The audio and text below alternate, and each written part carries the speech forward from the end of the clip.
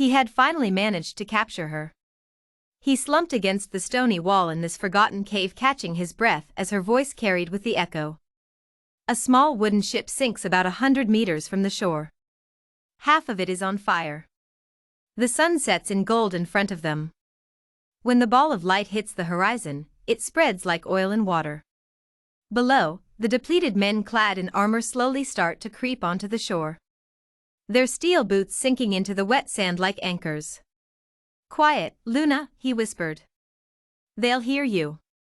"That's the point," she said through gritted teeth. When she opened her mouth to speak again, he hushed her quickly with his palm. She squirmed beneath him, but he could not risk being seen now. It was a matter of life and death. Well, to put it frankly, it was a matter of her life and his death. "I don't get you," she accused. "Didn't you leave on your own terms? Why return now? For what purpose?" Harsh green eyes turned jade beside the setting sun. He retracted his hand from her mouth. "Listen, I came to warn you." "Warn me?" she repeated incredulously. "They're coming for you.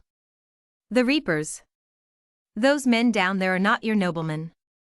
They are not from your kingdom. I did what I had to do to pull you to safety." The princess's eyebrows knitted in confusion. Though she was calmer, she could still feel the remnants of anger creeping at the back of her neck. She strained to control her composure. She remembered him taking her hostage as the sea rocked them back and forth. He had hijacked her ship and sent the two of them overboard. His eyes softened suddenly. "How can I trust you?" she whispered. "You left me alone so many years ago. Your quest for power swallowed you whole. You were unrecognizable, a different man than the one I? The one you what, Luna? Remembered." She peered up at him inquisitively. And just when she thought the embers in her heart were fully extinguished, a gentle wind suddenly gave life to a new flame. He was indeed the man in the flesh, and also the man in so many of her dreams. The sights and sounds of him caused her to revisit her deepest memories. A familiar chagrin. But in many ways, the years have turned him, or so it seemed. She couldn't help wondering if he'd managed to reach his pinnacle. His reason for leaving never stood clear to her, but perhaps now it would.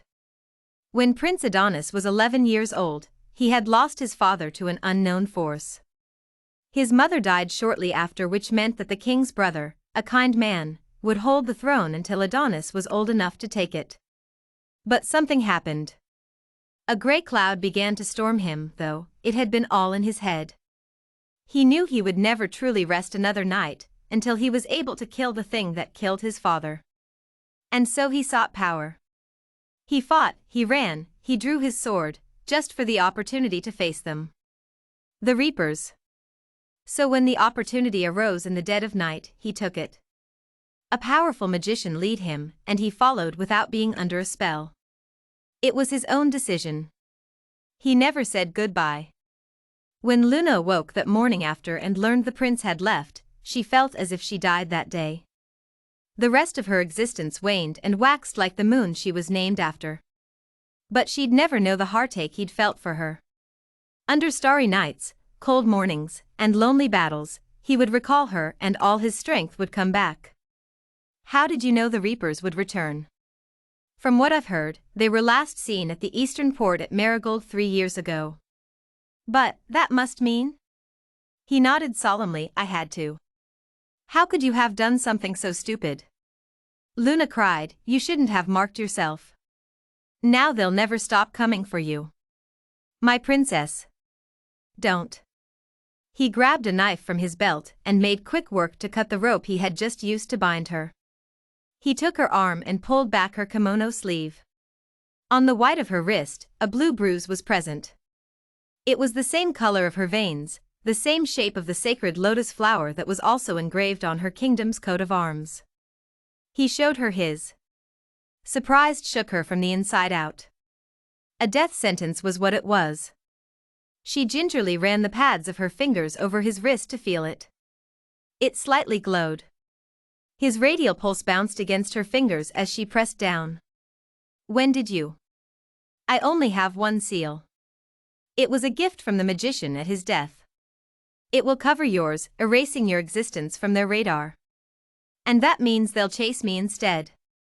I was ready to die, Adonis. I knew what was coming. Do not take this from me. What about your goal for power? What about avenging your father and taking back your kingdom? What about? He closed the gap between his lips and hers. It was nothing like she'd imagined. Salty, bitter, and sweet.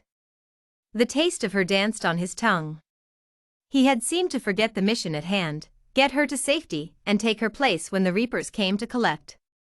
All too much, all too soon he felt her take over him like nothing he'd ever felt before. From this experience alone he decided he had already fully lived. His life did flash before him. His life through Luna.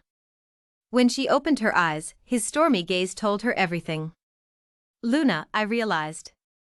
Gray eyes darted over to each feature of her face, drinking her in as if he'd die of thirst. You were the only goal that ever really truly mattered.